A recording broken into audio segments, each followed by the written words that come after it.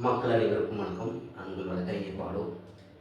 இந்த வீடியோ இப்போ எதை பற்றி அப்படின்னா நெட்டூர் கிராம இளைஞர்களுக்கு ஒரு சின்ன ஒரு வேண்டுகோள் கோரிக்கை எதுனாலும் எதற்காக அப்படின்னா ஏற்கனவே நெட்டூர் கிராமத்தை பற்றி நம்ம ஒரு வீடியோ போட்டிருந்தோம், ரேஷன் கடையை பற்றி.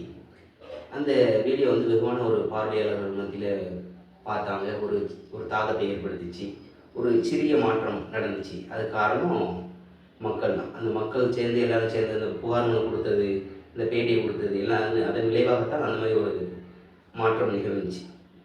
அதன் தொடர்ச்சியாக இந்த வீடியோ இது எதற்காக இதுக்கு மேலே ஒவ்வொரு அலுவலகமாக போய் இவங்க என்ன பண்ணுறாங்க, அவங்க என்ன பண்ணுறாங்க இப்படிலாம் இது பண்ணு. ஏன்னா என்னென்ன பண்ணுறாங்கன்னு எல்லாருக்குமே தெரியுது. குறிப்பாக இந்த விஓ ஆஃபீஸ்லாம் பார்த்தீங்க அப்படின்னா இதே நெட்டூர் விஓ ஆஃபீஸில் ஒரு தம்பி இறந்ததுக்கு இறப்பு சான்றிதழுக்கு தாய் போய் கேட்டிருக்கிறாங்க. அதில் நம்ம நெட்டூரில் இருக்கக்கூடிய ஒரு தலையாரி 5000 ரூபா லஞ்சம் வாங்கிட்டு தான் இறப்பு சான்றிதழ் கொடுத்துருக்காங்க. ஆனால் அவங்ககிட்ட சொன்னது என்னென்னா கட்டணம் செலுத்தணும், 5000 ரூபா கட்டினா தான் இறப்பு சான்றிதழ் கிடைக்கும்னு சொல்லி 5000 வாங்கிட்டு கொடுத்துருக்குறாங்க. கொஞ்சம் யோசிச்சு பாருங்கள், தன் பிள்ளை பறி கொடுத்துட்டாங்க, அவங்ககிட்ட 5000 ரூபா லஞ்சம் வாங்கிட்டு இறப்பு சான்றிதழ் கொடுத்துருக்காங்கன்னா அப்போ அவங்களுக்கு எந்த அளவுக்கு அதிகார திமிரு இருக்குன்றதை நம்ம பார்க்கணும். ஏன்னா எல்லாருமே ஒரு புரிதல் இல்லைங்க, என்ன யாருக்கு என்ன அதிகாரம் இருக்குது, என்ன கட்டணம் இருக்குது, என்ன எதுவுமே தெரியலை. அதனால் அவங்களும் கொடுக்குறாங்க, இவங்களும் அதை பயன்படுத்திட்டு நான் அதிகார துணையில் உட்காந்துட்டு அவங்க ஆஃபீஸில் அவங்க நான் தான், என் ஆஃபீஸ் என்னோடது, நீ அப்படின்னா நான் என்ன கேட்குறோன்னு அதை நீ செஞ்சால் தான் உன்னோட வேலை நடக்குன்றது இன்றைக்கி நம்ம கிராமம் மட்டும் இல்லை, தமிழ்நாடு முழுக்க 70-75% அதிகமாக அதான் நடந்துகிட்ருக்கு. இன்றைக்கி அங்கே நம்ம மக்களுக்கான சேவை எதுவும் நடக்கலை. அங்கே அவர்கள் அதிகாரிகளாக இருக்கட்டும், அலுவலர்கள் அவர்களுடைய சுயநலனுக்காக தான் அரசு அலுவலகம் பயன்படுத்திட்டு இருக்கிறாங்க. அதுக்கு எந்த விதத்திலையும் விதிவிலக்கல்ல நம்ம நெட்டூர் கிராமம். எந்த ஒரு மேப்பு போய் கேட்குறோம், இல்லை ஏதாவது ஒரு இது பண்ணுறோம் அப்படின்னா எந்த ஒரு சேவையும் கிடைக்கிறது இல்லை. நெட்டூர் அலுவலகத்தில் அதே ஒரு சகோதரி கணவனை விதவை சான்றிதழ் கேட்கறதுக்கு போன இடத்துல கைது போட மாட்டேன், பைசா கொடுக்கணும்னா கைது போட மாட்டேன்னு சொல்லி அதே தலையாரி சொல்கிறார். இந்த மாதிரி எவ்வளவோ தவிர்க்க வேண்டிய, தேவையில்லாத நடக்கக்கூடிய சம்பவங்கள் நாள்தோறும் நடந்த வனமாக தான் இருக்குது.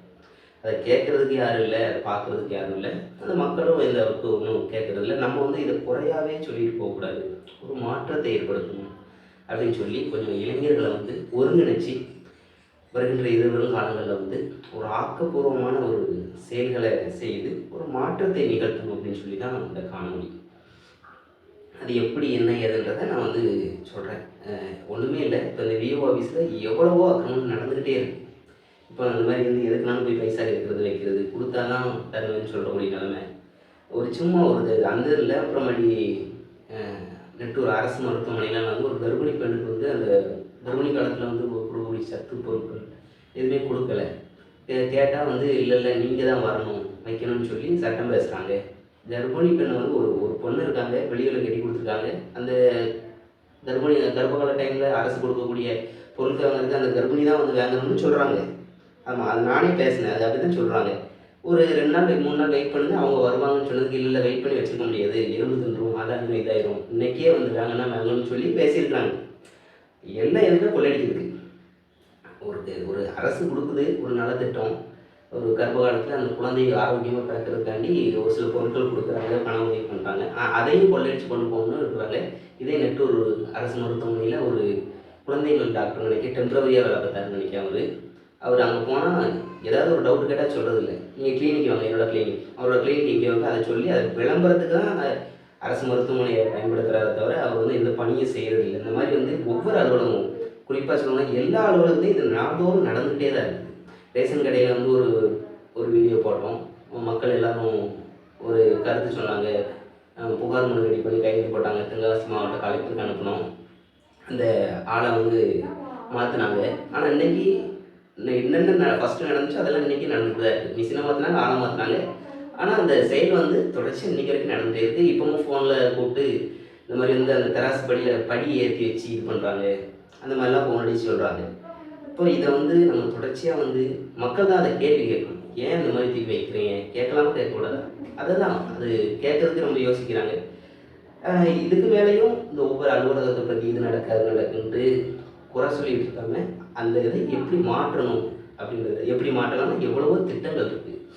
குறிப்பாக கிராம சபை கிராம சபை வாயிலாக தீர்மானம் நிறைவேற்றினா எதையுமே வந்து அந்த ஒரு பஞ்சாயத்தில் சரியான ஆள் இருந்தால்னா வந்து அந்த நம்ம ஊர் நல்லா இருக்கணும் அப்படின்னு ஒரு ஒரு அரசியல் பிரதிநிதி, ஊராட்சி மன்ற தலைவரோ இல்லை மற்ற இந்த உறுப்பினர்கள் இவங்களோ அப்படி இல்லை, அவங்களுக்கு யாருமே வரலை, ஒத்துழைப்பு கொடுக்கலன்னா கூட நம்ம மக்கள் கொஞ்சம் பேர் சேர்ந்து ஒரு தீர்மானம் நிறைவேற்றி எல்லா அதாவது பஞ்சாயத்தில் மட்டும் இல்லை, பஞ்சாயத்து தீர்மானம் வைக்கிறது மூலம் ஊர் முழுக்க இருக்கக்கூடிய அரசு அலுவலகங்கள் மற்ற என்னென்ன நல்ல திட்ட ஒரு நல்ல வகையான ஒரு விளையாட்டு திட்டம் அமைக்கிறது, ஒரு ஊக்கம் பண்ணுறது, தேவையான பொருட்கள் வாங்குறது, எவ்வளவோ பண்ணலாம். அந்த மாதிரி வந்து பஞ்சாயத்தில் அவ்வளோ வசதிகள் இருக்குது, சட்டங்கள் இருக்குது, யாருக்கும் அதில் புரிதல் இல்லை. அதனால் கொஞ்சம் இளைஞர்களை திரட்டி கொஞ்சம் ஒருங்கிணைச்சு வந்து எல்லா சமுதாய இளைஞர்களையும் ஒருங்கிணைச்சு அனைத்து சமுதாயத்திற்கும் அரசியல் அதிகாரம் கிடைப்பதற்கு, மேலும் அரசு அலுவலகங்கள் எல்லாத்துலேயும் வந்து இந்த ஊழல் இல்லை ரொம்ப தலைவரிச்சு ஆடுது இல்லையா, அந்த அதிகாரத்தோணி நீ என்ன செஞ்சிருவ அப்படின்ற அந்த இதை மாற்றுறதுக்கு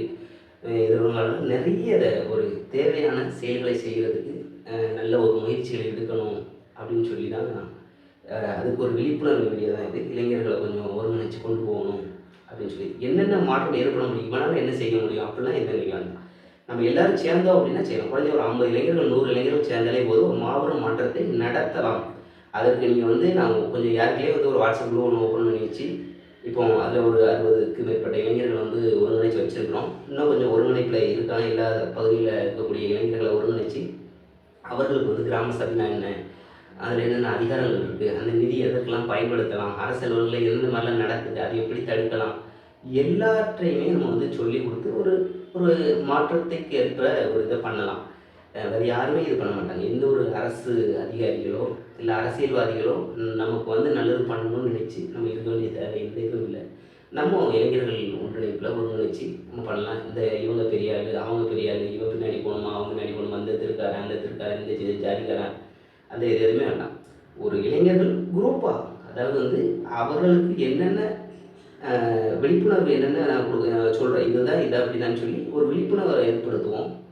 அதன் வாயிலாக அவங்களுக்கே ஒரு நம்பிக்கை வரும், இதை நம்மளால் செய்ய முடியும் அப்படின்னு சொல்லி எல்லாரும் இணைந்து செய்யலாம். இதை நான் பெரிய ஆள் நீ அதெல்லாம் எதுவுமே. அதாவது வந்து ஒரு தலைமை என்பது தகுதியான நபர்களை கொண்டு இயங்கினால் வந்து அந்த இயக்கம், அதாவது ஒரு குரூப் ஆஃப் பீப்புள் அவங்க பண்ணுறக்கூடிய காரியங்கள் வந்து நிச்சயமாக நல்லது நடக்கும். அந்த ஒரு இதற்கு தான் அந்த ஒரு காணொலி. எதற்காக இது வந்து சொன்னேன், இப்போ ஒரு டூரில் வந்து ஒரு வருவாய்த்துறை சார்ந்து ஒரு பிரச்சனை நடக்குது, அதை வந்து ஆளுநர் தாசில்தார்கிட்ட கொண்டு போகிறோன்னா தாசில்தாரே வந்து எதுக்கு ஒரு தகுதி இல்லாத நபர்கள்லாம் எத்தனை பேர் இருக்காங்க. இந்த நெட்டூர் ஆராயம் குறிப்பாக சொல்ல போனால் எதுக்கு வராரு எதுக்கு போகிறாருன்னு எதுவுமே தெரியாது. அந்த கதையில் தான் இருக்குது. இவரை பற்றி இப்போ தாசில்தார்கிட்ட கம்ப்ளைண்ட் பண்ணுறோன்னா அவருக்கு என்ன தகுதி இருக்குது, உடலெல்லாம் தகவல் உரிமை சட்டம் வந்து 2Jல ஒரு கலாய்வு பண்ணணும்னு சொல்லி இப்போ ஒரு 2-3 மாதத்துக்கு முன்னாடி ஆனந்தம் தாசில்தார் ஆஃபீஸ்க்கு ஒரு பெட்டிஷன் போட்டிருந்தேன். அதில் பொதுத்தலைவர்கள் யாருன்னா துணை வட்டாட்சியர், அவருக்கு அவரை அதிகாரமே தெரியலையா இல்லை இங்கே நடக்கக்கூடிய போர்ச்சரியெல்லாம் மறைக்கணும் அப்படின்றதுனால பெட்டிஷன் பதில் கொடுக்கலன்னு தெரியல. டைரெக்டாக போனால் அது எப்படி நீங்கள் அதிகாரம் இருக்குது, அது எப்படி அப்படின்னு அவருக்கு என்ன கடமை என்னன்னே தெரிய மாட்டேங்குது. சரி சொல்கிறாரு, அதை எழுத்துப்பூர்வமாக கொடுக்கணுமா, அந்த இதுவும் கிடையாது. அதனால் இவங்கெல்லாம் என்னென்னா வந்து தகுதி இல்லாத தற்கொலை கூட்டம் வந்து அரசு அலுவலகங்கள் வந்து அவ்வளோ தூரம் நிறைஞ்சிருக்கு. சரி, அந்த தாசில்தார் ஆஃபீஸில் எப்படி இருக்குன்னா தென்காசி மாவட்ட கலெக்டரை கொடுக்கலாம் அப்படின்னு ஏதோ ஒரு பெட்டிஷன் கொடுத்துருக்கேன். அதெல்லாம் ஏதாவது மூவ் பண்ணலான்னு பார்த்தா அது தென்காசி மாவட்ட கலெக்டர்கிட்ட கொடுக்குறது ஒன்று தான், புதைச்சி வச்சிருக்க பணத்தில் கொடுக்குற ஒன்று தான். ரெண்டுக்குமே பெரிய வித்தியாசத்தில் எந்த நடவடிக்கையும் இருக்காது. ஏன்னா அப்படி தான் இருக்குது. ஏன்னா எல்லா ஆதாரமும் என்கிட்ட இருக்குது. அதனால நான் சொல்கிறேன், இது யாரையும் குறை சொல்கிறதுக்கோ யாரையும் இது பண்ணுறதுக்கு என்னோட இது இல்லை. யாரையும் வந்து வரமாட்டாங்க. அதுக்காக ஒரு எடுத்துக்காட்டுக்கு தான் நான் சொல்கிறேன். நமக்கு ஒரு பிரச்சனை, அதை வந்து நம்ம யாருக்கு போய் சொல்ல முடியும்? சொன்னால் என்ன நடக்கும்? ஒன்றும் நடக்க மாட்டேங்குது. பெட்டிஷன் கொடுத்தாங்கன்னா பெட்டிஷன் அப்படியே இருக்குது, வேறு எந்த ஒரு நடவடிக்கைக்கும் வர மாட்டேங்குது. அதை வந்து இப்போ நான் நிறைய இருக்குது, ஆதாரங்களோடு இருக்குது. அதெல்லாம் சொல்லணும்னு சொன்னால் வீடியோ வந்து லென்த்தாக போயிட்டுருக்கும். இது வந்து யாரையும் குறை சொல்கிறதுக்கோ இது பண்ணுறதுக்கோ ஒரு காணொலி இல்லை.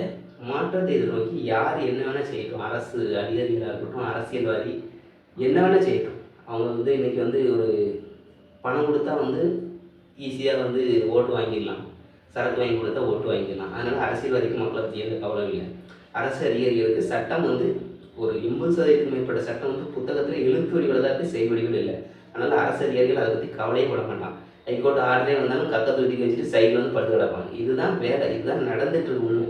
அதனால் வந்து மக்கள் தன்னிலை உணர்ந்து நம்ம ஊரில் என்ன நடக்குன்னு, குறிப்பாக வந்து இப்போ ஒரு 10 நாளைக்கு முன்னாடி நம்ம ஊர் பக்கத்தில் டோர்னமெண்ட் நடத்தினாங்க, கபடி டோர்னமெண்ட்டு.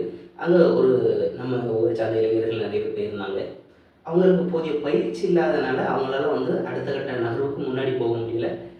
தேவர் சமுதாயத்துக்கு முன்னாடி இருக்கக்கூடிய அந்த இடத்துல வந்து அவங்க வந்து கபடிக்கு வந்து பயிற்சிக்கு எல்லாம் ரெடி பண்ணி வச்சுருக்காங்க. ஆனால் அங்கேயும் கொண்டு போய் இந்த பில்டிங் வேஸ்ட்லாம் கொண்டு போய் தட்டி வச்சு இந்த மாதிரி பண்ணுறாங்க. அதாவது வந்து ஒரு இளைஞர்களை வந்து ஊக்குவிச்சு ஒரு விளையாட்டுத் துறையில் ஒரு காவல்துறை, வேறு ஏதாவது இராணுவம் இந்த மாதிரி வந்து பண்ணுறதுக்கு ஏதாவது ஒரு இது சப்போர்ட் பண்ணணும். அதை என்னென்னவோ பண்ணலாம். ஒரு இது ரெடி பண்ணி கொடுக்கலாம். அதை எதையுமே காதலையும் வாங்குறதுக்கு யாரும் கிடையவும் செய்யாது. எந்த ஒரு இதுவும் வரமாட்டாங்க, யாரும் முன் வரமாட்டாங்க. நம்ம இளைஞர்கள் சேர்ந்து ஒரு மாற்றணும். குறிப்பாக அந்த நெட்டூர் பசனமரத்துலலாம் ஒரு டைம் பிடபிள்யூக்காரன் அந்த கால்வாயை க்ளீன் பண்ணுன்னு சொல்லி எல்லாத்தையும் அள்ளி சாக்கடையை கொண்டு போய் தெருவு ஒன்று தட்டிட்டு போயிட்டான். அப்போ தட்டிட்டு போனோம்னா தட்டிட்டு போட்டு போயிட்டே இருந்துட்டான். கிட்டத்தட்ட ஒரு 10 நாளைக்கு மேலே ஆகுது, எடுக்கலை. ஸ்கூல் போகிற பசங்க சகோதரி சகோதரர்கள்லாம் வந்து ரொம்ப கஷ்டப்பட்டு போகிறாங்க. அந்த டைமில் எனக்கு வீடியோ எடுத்து நம்ம ஃப்ரெண்ட்ஸ் எல்லாம் அனுப்பி விட்டுருந்தாங்க. இந்த கூப்பிட்டு பிடபிள்யூ இன்ஜினியர்னா பேசினேன், நான் வந்து அதை க்ளீன் பண்ணி தாரேன் அப்படின்னு சொன்னாங்க. நான் அதை காதில் கூட வாங்கலை. சம்மந்தப்பட்ட நம்ம ஊரை சார்ந்த மக்கள் பிரதிநிதிக்கு நான் தகவல் கொடுத்தேன், அவங்களும் காதில் வாங்கலை. அப்புறம் அங்கே இருக்க இளைஞர்கள் வந்து இதை இப்படியே விடக்கூடாது, அள்ளி கொண்டு போய் மெயின் ரோட்லாம் அடைச்சி போட்டுருவோம் அப்படின்லாம் சொல்லி எதுவுமே இது இல்லை. அதாவது எதிர்வரும் காலங்களில் ஒரு சம்பவம் நடக்குது, அதை நியாயமான முறையில் எடுத்து சொல்கிறோம். முடியலை அப்படின்னா அந்த மாதிரி ஒரு சம்பவம் அடுத்து ஒன்று நடந்துச்சு அப்படின்னா உடனே ஒரு 10 இளைஞர்களை விட்டு அள்ளி சம்மந்தப்பட்ட இந்த துறை வந்து ரொம்ப கவனக்குறைவாக இருக்கும், அவங்க அலுவலகத்திலே கொண்டு போட்டு வந்துடும். இன்னும் நடக்க பார்த்துக்கலாம், ஒன்றும் பிரச்சனை இல்லை. நம்ம வந்து ஒரு ஜனநாயக ரீதியில் ஒரு படித்த ஒரு இதில் அதில் தான் பயன்படணும்னு நினைக்கிறோம். ஆனால் அதுக்கு எந்த வழியிலையும் இது இல்லைன்னு சொன்னால் அவர்கள் எந்த போக்கில் போகிறாங்களோ அதே போக்கில் நம்ம செஞ்சு அவர்களுக்கு புரிய வைக்க வேண்டியது நம்மளுடைய கடமை. இந்த அரசு அதிகாரிகள் இவங்களெல்லாம் வந்து சொல்கிறது வந்து எனக்கு அது பண்ணுங்கள் இது பண்ணுங்கள், ஒரு சர்டிஃபிகேட் திருத்தம் பண்ணித்தாங்க, எதை சொன்னாலும் காதுமே வாங்குறது இல்லை.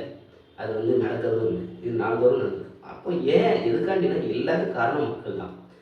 வராங்க, ஓட்டு போடுறாங்க. எதுக்கு ஓட்டு போடுறாங்க? காசுக்கு போடுறாங்க, ஜாதிக்கு போடுறாங்க. இவங்க குரூப்பு, அவங்க குரூப்பு, அதனால் போடுதாங்க. அதனால் மறுபடியும் ஓட்டை வாங்கிட்டு போகிறாங்க. மறுபடியும் உங்களுக்கு எந்த கஷ்டம்னாலும் யாரும் கேட்கறதும் இல்லை, பார்க்குறதும் இல்லை.